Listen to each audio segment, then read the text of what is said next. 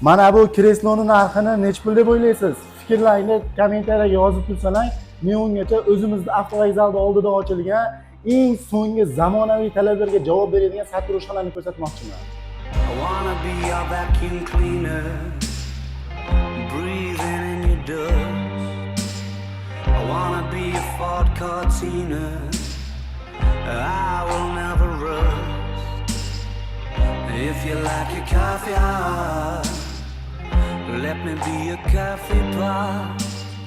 Endi sizlarni manzil bilan tanishtiramiz. Manzilimiz Yangiqo'rg'on avtoshoh bekatining shundoqqina yonginasida joylashgan Sartaroshxona Barber deb yozib qo'yilgan. Tepasiga jihozlari o'ta zamonaviy talablarga 100% javob beradigan zamonaviy sartaroshxona. Korolevskiy sidinalar mana.